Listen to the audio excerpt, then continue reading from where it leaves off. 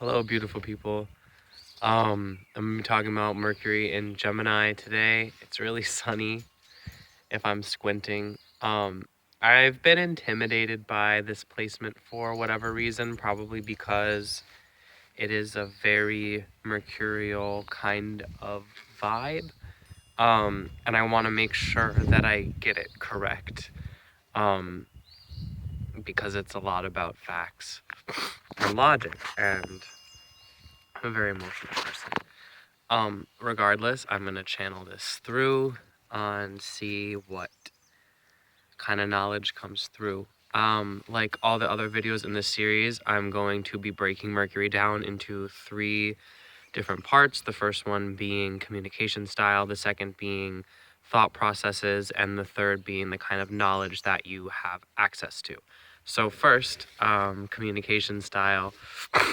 You are really good at talking to people. Really good at small talking, really good at pinpointing almost in a telepathic kind of a way the other person's communication style and what they're going to be interested in talking about. So, as a Gemini Mercury, you might meet someone for the first time and be like, oh my God, did you try that new place down the street? They have vegan food or whatever. And then this person's like, oh my gosh, yeah, and they garden. I love gardening. And it'll just like go back and forth like that. And you just kind of have this ability to sense the kind of conversations that need to be had. You communicate in a very friendly way, like you engage in a conversation with someone for the end goal to make a connection, to make an acquaintance, to make a friend, to make a connection or a network. Like you typically have some kind of intention behind every single person that you interact with. You have like a goal in mind and you set it out. Because Mercury and Gemini, the way that they communicate is they kind of plan it out all in their head beforehand and then they stagger it. So they're taking tiny little steps towards what they want to do. But you're not always conscious of this process, but it's very, very calculated. Your brain works kind of like a computer. And when you're having these kind of conversations, you tend to know, like, okay, if I insert this joke here, they're going to laugh and that's going to make them feel this way. And then I can say this and then I can do this. But again, you're not really conscious of that, and it's not necessarily that it's even going to come across like that. It's going to seem very natural, though it might feel a little bit fidgety and all over the place to other people. I'm just kind of tapping into a behind the scenes picture of how you're communicating, because that's what's coming through. And so you want to obtain data and knowledge from people. So another part of that process is that you're constantly like taking notes. Like there's a little guy in your brain that's like, oh, yes, yes. So how about this? How about this? So your communication style is a lot of the times to ask a lot of questions. You can be very curious about the way that you're speaking and be like, oh, where did that happen to you? How old were you when that happened? When's the last time you did this? Blah, blah, blah, blah. And that's actually a really good way to keep a conversation going. And you tend to have an infinite amount of questions, and they're typically based on what you find interesting, because you want to communicate about things that are new and exciting and innovative and fresh and make you feel mentally stimulated. Like that's why Mercury and Gemini needs to communicate, is because they're like a hamster on a wheel, and they can't really stop.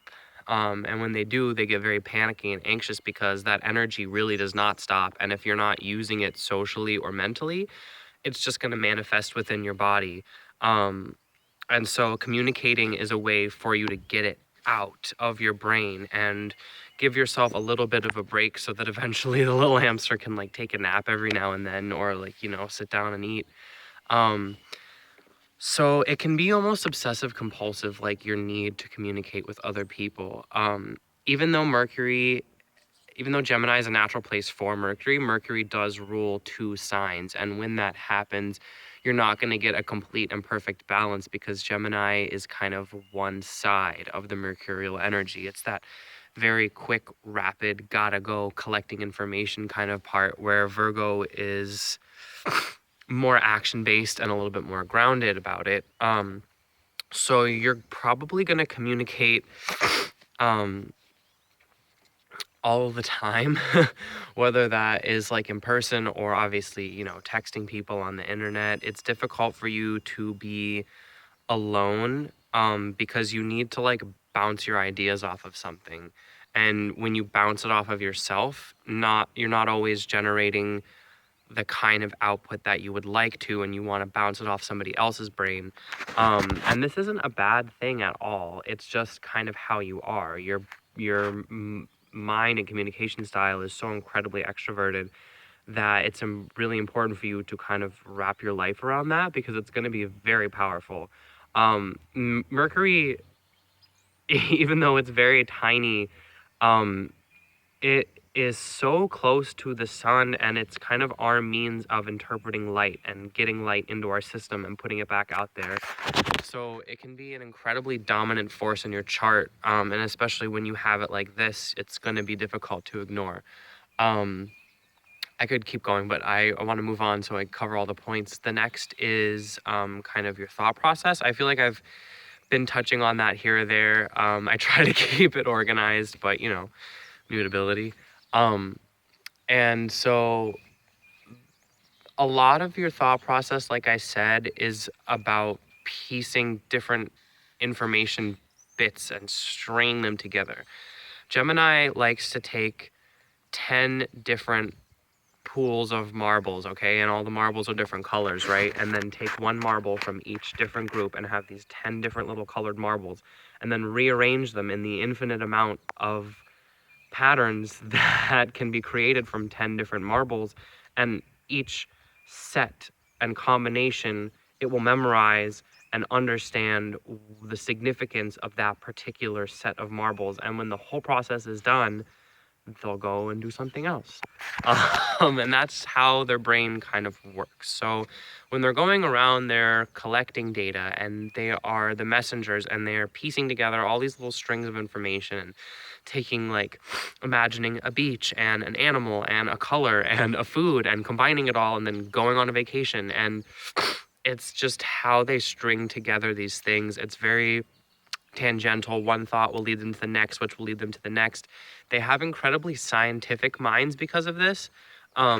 They are almost always willing to push it to that next step and being like, okay, well, this means this, which means this, which means this. And they can go on forever, um, which is a really beautiful thing. They are like the infinite curiosity as an archetype of humanity, which I think to an essence is why we exist and contemplate so much. But very scientific. It's almost as like the world is this experiment or this book, and they're just trying to pull and sponge as much as they can. And it's not like a lot of other signs, which can just kind of feel it and let life be.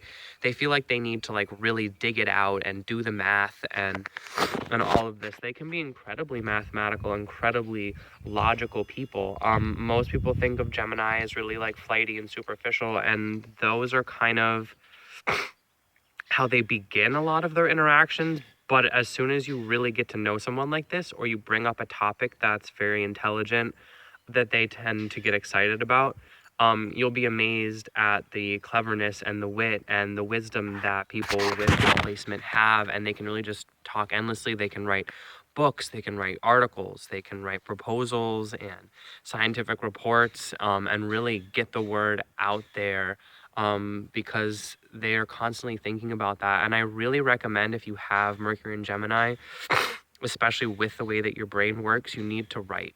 Whether you're a good writer or not, you probably are, because Gemini is a master of language, and language dominates so much of our society, which is why this is an incredibly potent and powerful sign right now to have.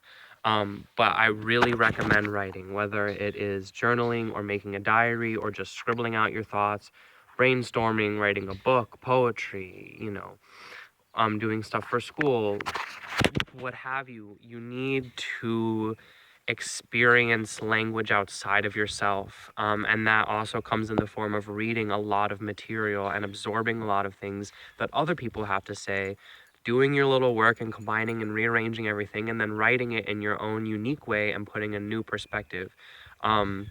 Mercury is great at rearranging and reconstructing things because that's what language is. You're taking all of these sounds and symbols and jumbling them together and putting them back out, and it means something. And that is really beautiful and very authentic and integral to the human experience. So I really recommend incorporating language in your life in other ways than just speaking. It will really expand a lot for you, and it's again kind of how your thinking process works. Your brain works like somebody journaling. You're just constantly in this flow and piecing things and bringing things from different hemispheres of your brain and trying to synthesize a new experience. So really feeling into that, as logical as you are, is going to be very expansive.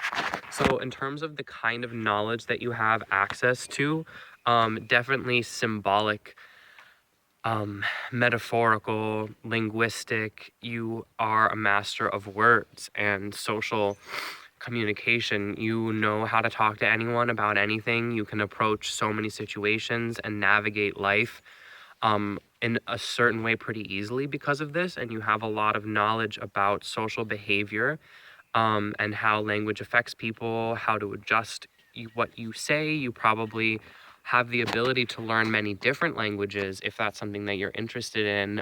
You could be a translator. Um, you could be a teacher. You could have just archives of so many things in your brain and be like a librarian. You know, you have access to nearly everything because everything touches language and humanity and socialization. And it doesn't necessarily need to be written or spoken language. You might be really gifted with animals. There are so many different realms. Gemini, to me, is so infinite, similar in a way to Pisces. I mean, all of the mutable signs really are incredibly infinite. Not that every sign isn't, but there's this like endless searching and this endless pushing and this restlessness, but it's what creates everything. It's this like powerful kinetic energy that is always in motion. And so it's like, I don't know how to describe it. It's difficult to channel through me because I don't really have all the accurate words to say it. I am a Cancer Mercury, so I have other gifts, but I hope that I have illuminated some of what it might feel like to experience this Mercury sign. If you learned anything, please give me a thumbs up. If you're interested in any of the services that I provide, I interpret birth charts. I do one-on-one astrology classes with people over Skype so that we can go over your chart and you can really learn what all the planets in the houses mean if that's something that interests you. And I'm also a Reiki practitioner for animals. I'm currently located in New York, but I also do distance work. And if you're interested in anything like that, please check out my website and my contact information and everything will be there. So I'll probably be back with Mercury in Leo or Virgo soon, I think is where I'm at. Or if anyone has a request that I haven't done yet, I might just go ahead and do that one. So thank you so much for watching. Love.